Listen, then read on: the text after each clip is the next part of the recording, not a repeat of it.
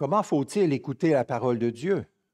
Il faut écouter la parole de Dieu avec assiduité, nous y préparer et prier pour la comprendre. Nous devons la recevoir avec foi et amour, la garder dans nos cœurs et la mettre en pratique dans nos vies. Je vous invite à tourner dans vos Bibles en 1 Pierre 2, 18 à 25, à la page 264 dans notre Nouveau Testament. 1 Pierre 2, 18 à 25 sera notre première lecture ce matin. Page 264 dans notre Nouveau Testament.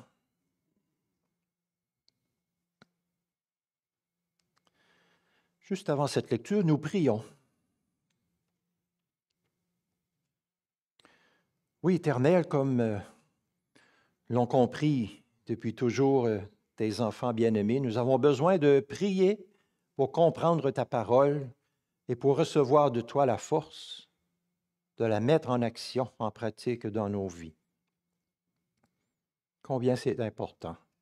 Accorde-nous, nous t'en prions, ce matin, ta lumière, la lumière de l'Esprit Saint et la force de l'Esprit Saint pour que nous puissions être saisis par ta parole, par ta vérité, que nous puissions être convaincus, que nous puissions partir d'ici en mettant en action et en pratique tes préceptes, ta vérité, tes bons enseignements. Ô Seigneur notre Dieu, fais-nous du bien ce matin à l'écoute de ta vérité. Ta parole est la vérité. Au nom de Jésus-Christ, Amen. Écoutons cette première lecture, 1 Pierre 2, 18 à 25. Serviteurs, soyez en toute crainte soumis à vos maîtres, non seulement à ceux qui sont bons et doux, mais aussi à ceux qui sont difficiles, car c'est une grâce que de supporter des peines par motif de conscience envers Dieu quand on souffre injustement. Quelle gloire, en effet, y a-t-il à supporter de mauvais traitements pour avoir péché? Mais si, tout en faisant le bien, vous supportez la souffrance, c'est une grâce devant Dieu. C'est à cela, en effet, que vous avez été appelés, parce que Christ, lui aussi, a souffert pour vous et vous a laissé un exemple, afin que vous suiviez ses traces. Lui qui n'a pas commis de péché et dans la bouche duquel il ne s'est pas trouvé de fraude, lui qui, insulté, ne rendait pas l'insulte, souffrant, ne faisait pas de menaces, mais s'en remettait à celui qui juge justement, lui qui a porté nos péchés en son corps sur le bois, afin que, morts à nos péchés, nous vivions pour la justice, lui dont la meurtrissure vous a guéris. Car vous étiez comme des brebis errantes, mais maintenant, vous êtes retournés vers le berger et le gardien de vos âmes. Notre deuxième lecture est en 1 Pierre 4, le verset 19, à la page 265. 1 Pierre 4, le verset 19.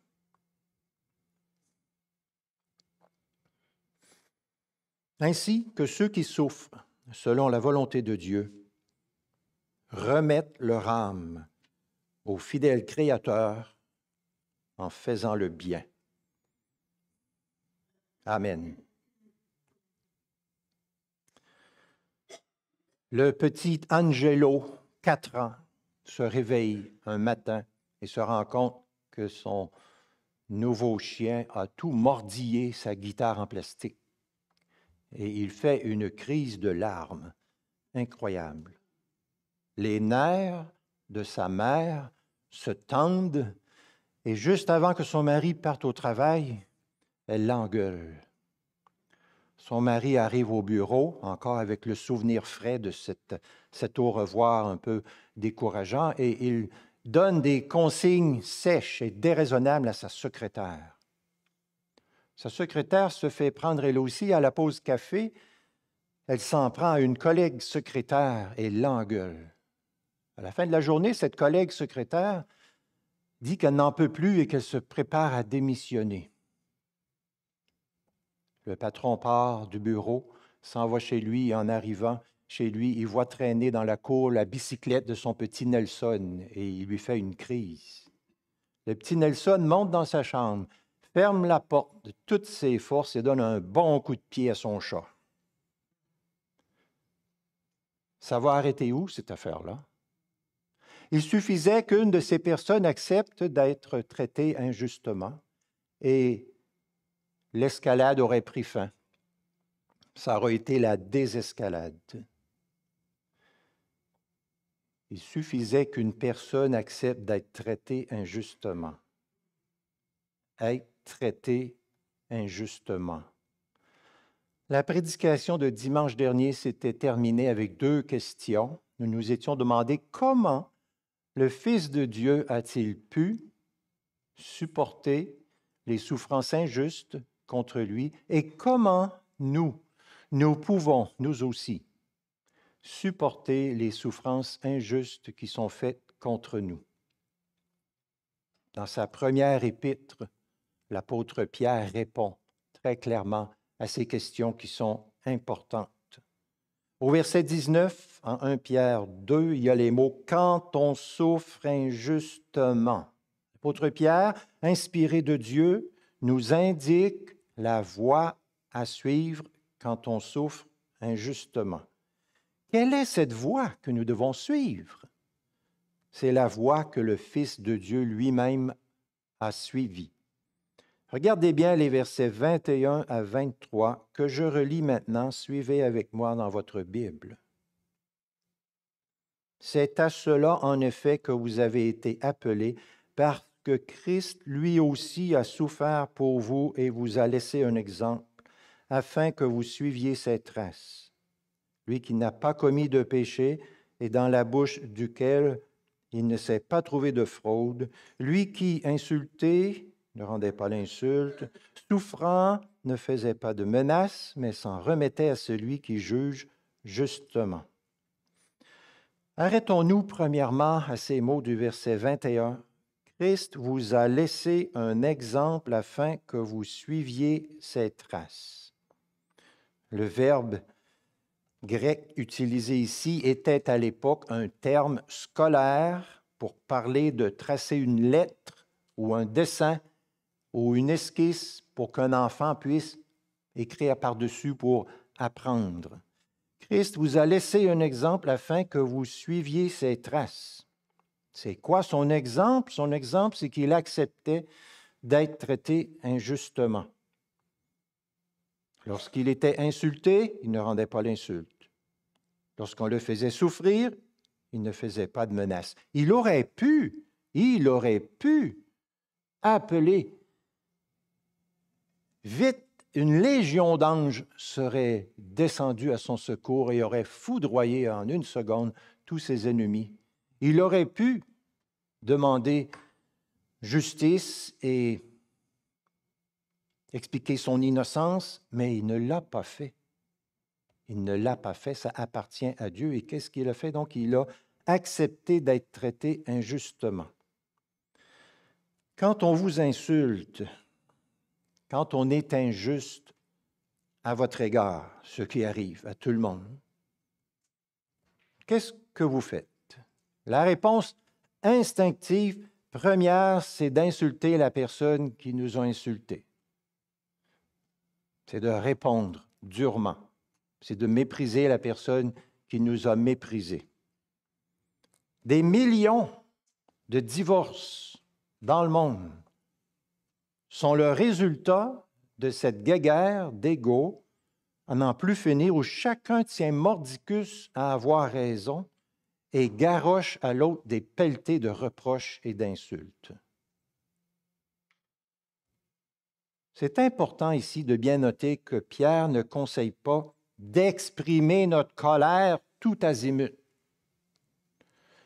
à ceux qui ont été incorrects envers nous, comme si l'expression de notre colère pouvait avoir une espèce de valeur thérapeutique quand il y a des injustices contre nous. Et c'est un des mythes d'une certaine psychologie populaire que quand quelqu'un se conduit mal envers nous, il est important de se défouler, d'exploser, d'exprimer notre colère. Il y a beaucoup de personnes qui pensent comme ça, mais en fait, c'est une attitude qui n'est pas chrétienne, mais aussi qui ne règle pas les problèmes et qui souvent ne fait qu'augmenter les tensions et la rage entre les personnes. L'apôtre Pierre ne nous conseille pas cette voie-là. Il ne nous dit pas, comme presque tous les films que vous écoutez, « Vengez-vous, rendez l'appareil, exigez vos droits, réclamez des excuses, battez-vous jusqu'à la mort pour vos droits. » Non, non, non, l'apôtre Pierre ne va pas dans cette direction-là, évidemment. Vous pouvez trouver dans les librairies plein de livres qui proposent des paroles outrageantes pour remettre les autres à leur place. Il y a toutes ces façons de voir dans la vie. Aujourd'hui, Pierre ne nous dirige pas dans cette voie-là. Notez bien aussi, c'est important qu'il ne nous dirige pas non plus dans l'attitude, disons, contrairement opposée, c'est-à-dire de contenir, de retenir, de refouler notre colère. Il ne va pas dans cette direction-là non plus, ce qui peut causer bien des problèmes, parfois des problèmes même physiques. Le Fils de Dieu n'a pas explosé, n'a pas refoulé sa colère. Qu'est-ce qu'il a fait? Ça nous amène à notre deuxième point. Aux paroles suivantes du verset 23. « Il s'en remettait à celui qui juge justement. » Pierre va nous encourager, nous exhorter, ses lecteurs et nous, à continuellement et répétitivement aller remettre à Dieu, sans remettre à Dieu, lui remettre la situation de souffrance injuste qui est la nôtre. C'est ce que le Fils de Dieu a fait. Il s'en remettait à celui qui juge justement. Voilà ce que nous devons faire. En parler au Seigneur, tout lui remettre, tout déposer à ses pieds, nous confier en lui. Il s'en remettait à celui qui juge justement. C'est le titre du sermon de ce matin et c'est le message principal de la prédication d'aujourd'hui. Nous devons tous repartir d'ici aujourd'hui avec ces mots dans l'esprit, dans nos cœurs. Et il s'en remettait à celui qui juge justement.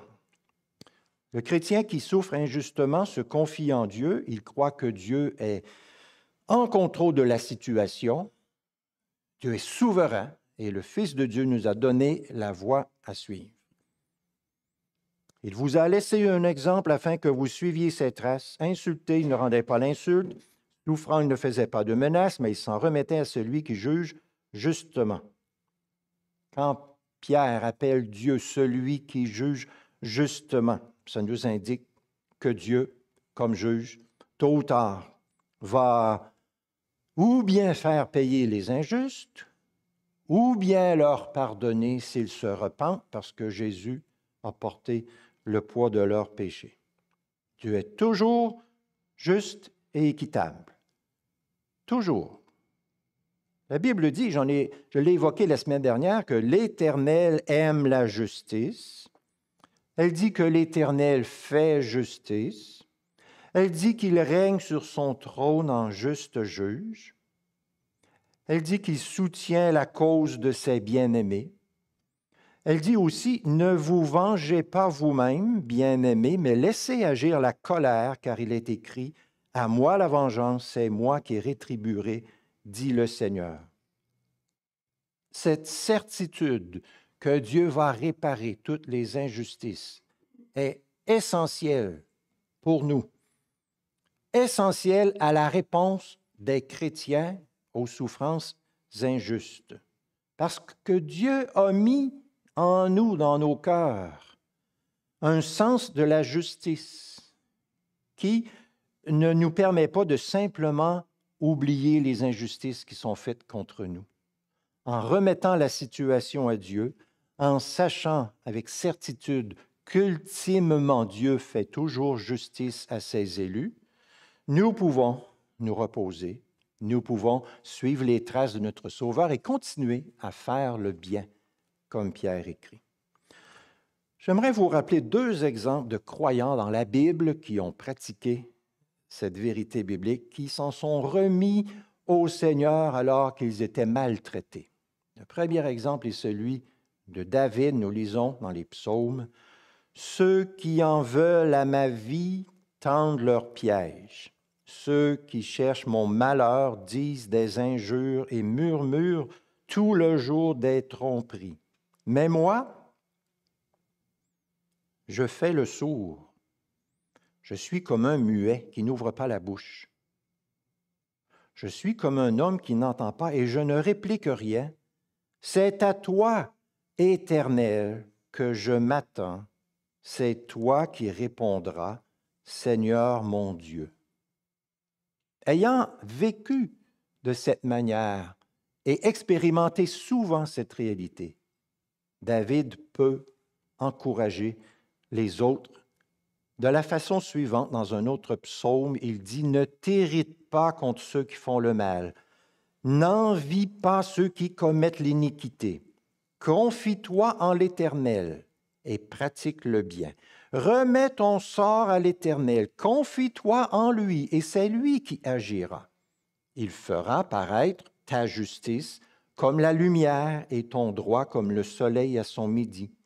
Garde le silence devant l'Éternel, attends-toi à lui, ne t'irrite pas, laisse la colère, abandonne la fureur, ne t'irrite pas, ce serait mal faire, mais espère en l'Éternel.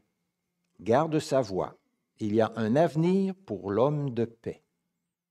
Quand David dit « Remets ton sort à l'Éternel, confie-toi en lui, c'est lui qui agira », il nous dit exactement la même chose que Pierre nous dit dans les versets que nous venons de lire. Un deuxième exemple, c'est l'exemple du prophète Jérémie. Écoutez bien ce qu'il dit. « L'Éternel des armées est un juste juge qui sonde les reins et les cœurs. Je verrai la vengeance que tu tireras d'eux, car c'est à toi que j'ai confié ma cause. » C'est à toi que j'ai confié ma cause. Le prophète Jérémie vivait une situation extrêmement difficile et dangereuse. Il y avait beaucoup de personnes qui l'accusaient de choses qui étaient inexactes, qu'il n'avait pas faites. Il y avait même des menaces de mort. Sa vie était en danger. Mais il ne s'est pas lancé dans des représailles ou des insultes, tout ça, mais il a remis sa cause au Seigneur. C'est à toi que j'ai confié ma cause. Il savait que Dieu est le juge véritablement juste, qui agit toujours avec justice. Donc, voilà ce qu'il a fait. Il n'y a pas d'autre voie que celle-là pour nous, pour obtenir la paix quand nous sommes traités injustement, c'est de remettre notre cause au Seigneur. C'est à toi que j'ai confié ma cause. Salomon écrit dans le livre des Proverbes, « Ne dis pas, comme il m'a fait, ainsi je lui ferai. Ne dis pas, je rendrai le mal, mais espère en l'Éternel et il te sauvera. » Espère en l'Éternel et il te sauvera. Prends l'injustice qui a été faite contre toi et remets-la au Seigneur. Espère en Dieu. Confie-toi en lui. Le désir de vengeance personnelle vient parfois du manque de foi en Dieu, du manque de confiance en Dieu. On dirait que nous ne croyons pas vraiment que Dieu est juste et qu'il va faire justice à ses élus. Ces exemples s'harmonisent tout à fait avec notre deuxième lecture, 1 Pierre 4, 19, regardez, où Pierre dit que ceux qui souffrent remettent leur âme au fidèle Créateur en faisant le bien. Remettre leur âme, s'en remettre et se reposer calmement sur Dieu, qui est notre Créateur, qui est notre Sauveur, qui nous a donné sa parole, qui nous a donné ses promesses, qui est un Dieu fidèle, qui prend soin de son peuple. C'est sage et sensé et logique et ce qu'il faut faire, s'en remettre à Dieu. Ceux qui souffrent injustement donc remettent leurs âmes au fidèle Créateur en attendant son secours. Le titre Créateur est très intéressant.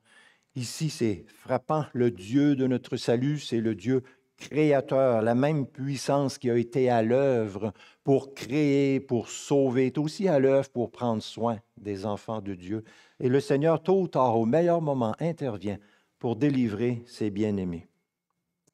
Quelle puissance, quelle grandeur notre grand protecteur a. C'est en lui que nous devons nous confier. Pierre évoque sa toute-puissance. Jésus s'en remettait à celui qui juge justement. Le verbe « remettre » est le même verbe des derniers mots de Jésus sur la croix. lorsqu'il a dit, « Père, je remets mon esprit entre tes mains. » Comment concrètement Jésus s'en remettait à son Père? Comment concrètement nous pouvons nous en remettre à Dieu? C'est par la prière. C'est par la prière. Notre Sauveur a passé de nombreuses nuits en prière. Il priait. C'est comme ça que nous aussi, nous nous en remettons à Dieu. Seigneur, me voici devant toi. J'ai été victime de telle injustice, de mauvais traitement. Je te remets. Je m'en remets à toi et je te remets. Ce qui en moi est en train de bouillonner, l'aigreur, le ressentiment, le désir de me venger, la colère qui est là, l'amertume, je te remets tout ça, je m'en remets à toi. C'est ce que tu me demandes, c'est ce que je fais. C'est ce qu'a fait le Fils de Dieu. Il s'en remettait à celui qui juge. Justement, c'est notre exemple que nous voulons suivre. Arrêtons-nous troisièmement aux paroles suivantes du verset 24. Lui qui a porté nos péchés en son corps sur le bois, afin que, mort à nos péchés, nous vivions pour la justice, lui dont la meurtrissure vous a guéris. Le Fils de Dieu nous a laissé un exemple pour que nous suivions ses traces, mais il n'est pas qu'un exemple, il est plus qu'un exemple. Et avec le verset 24, nous quittons la catégorie exemple et nous entrons dans la catégorie substitution. L'œuvre substitutive, expiatoire du Fils de Dieu. Si nous pouvons rompre avec la façon pécheresse de répondre aux injustices, c'est uniquement parce que le Fils de Dieu a expié nos fautes et a mis en nous son esprit pour que nous puissions être de nouvelles créatures. Le verset 24 ne concerne plus ce que Jésus a fait pour nous laisser un exemple, mais le verset 24 concerne ce que Jésus a fait pour nous sauver et nous rendre capables de suivre son exemple face aux injustices. C'est le sens expiatoire de sa souffrance. Il est à la fois le berger et la brebis qui se laisse conduire à notre place. Il est à la fois l'agneau qui ôte le péché du monde et le pasteur qui prend soin des agneaux dont il ôte le péché. Il ne nous demande rien qu'il n'ait d'abord été lui-même parfaitement pour nous ou qu'il n'ait pas fait pour nous. Je suis certain que nous avons tous déjà été accusés de quelque chose que nous n'avions pas fait. Mais il est arrivé aussi souvent que nous n'avons pas été accusés de quelque chose que nous avions fait. Le Fils de Dieu, lui, n'a jamais commis d'injustice. Jamais. La croix de Jésus a été, on pourrait dire, la pire injustice de toute l'histoire de l'humanité. Mais il a plu à Dieu le Père que son Fils la subisse entre les mains des pécheurs pour que la justice du Père soit satisfaite pour les coupables que nous sommes, nous, les pécheurs et les injustes. En 1 Pierre 3, verset 18, Pierre écrit, « Christ est mort pour les péchés, lui juste pour des injustes, afin de vous amener à Dieu. Lui, le juste pour des injustes, les injustes, c'est nous. » L'exemple de Jésus, qui a subi parfaitement les injustices en s'en remettant à son Père, serait un exemple vain et inutile et ne pourrait pas être suivi, même de loin, par qui que ce soit, si Jésus, par son sacrifice à la croix, ne nous donnait pas la guérison, le pardon. Et c'est ça qui rend possible pour nous de pouvoir suivre un exemple comme le sien, c'est-à-dire nous en remettre à Dieu qui juge justement. Dans son livre intitulé « La braise et les cendres, ranimer le feu de la foi et de l'amour dans l'Église pour donner une espérance au monde », Francis Schaeffer écrit « nous pouvons faire mieux que ce que nos penchants naturels nous poussent à faire. Mais pour cela, il convient de compter sur la force et la grâce du Dieu vivant. Cette force et cette grâce du Dieu vivant, c'est Jésus-Christ qui nous l'a acquis par son sacrifice à la croix. Nous apprenons et nous recevons de lui la grâce de suivre son exemple. Nous sommes victimes d'une injustice, voilà une occasion en or qui se présente, de marcher sur les traces de notre Sauveur, en connaissant la volonté du Père, l'exemple du Fils, la puissance de l'Esprit Saint. Nous apprenons à supporter les mauvais traitements selon ce qu'a fait le Fils de Dieu et nous démontrons ainsi aux autres l'exemple d'un amour supérieur, comme dit 1 Corinthiens 13. Dans une réaction en chaîne de frustration et de colère, comme mon illustration de départ le montrait. Soyons donc, nous, le lieu où prend fin l'escalade et apprenons à être traités injustement en nous souvenant du Fils de Dieu. Ne répondons pas naturellement, mais surnaturellement par la puissance de Dieu. Jésus s'en est remis à son Père tout au long de sa vie. Le dernier acte de Jésus sur la croix, son attitude face à sa mort injuste. Jésus s'écria d'une voix forte, « Je remets mon esprit entre tes mains. » Malgré ses souffrances injustes, malgré son humiliation, il s'en est remis avec une confiance parfaite en son Père. Notre Sauveur nous a enseigné dans le Sermon sur la montagne que devant les injustices, il ne s'agit pas pour nous de se tenir debout, de défendre nos droits à tout prix avec fracas et d'exiger ceci, cela. Non, non, non, mais de pratiquer ce bel altruisme chrétien où on s'oublie et on pense au Seigneur. C'est comme s'il nous dit, si on vous offense, montrez par votre réponse que vous ne sentez pas le besoin de faire des représailles aux autres. Vous n'avez plus de réputation à sécuriser devant Dieu. Vous êtes son enfant, que votre réponse à l'offense soit gracieuse, tout comme la réponse de Dieu envers vos offenses est gracieuse. Est-ce que quelqu'un pourra être gagné pour le royaume de Dieu par nos chicaneries puis nos vengeances? Non, non, non, non. Sûrement pas. Donc, remettez tout entre les mains du Seigneur avec une confiance inébranlable. Parfois, c'est notre manque de confiance qui nous empêche de faire ça. L'Épître de Jacques dit « La colère de l'homme n'accomplit pas la justice de Dieu. » La vraie et bonne méthode pour faire face au traitement injuste qui nous donne la paix et qui reçoit l'approbation de Dieu, c'est de tout remettre entre les bonnes mains du Seigneur. Pas pour qu'il exécute nos passions vengeresses, non, non, non, pour faire comme le Fils de Dieu et lui laisser la situation.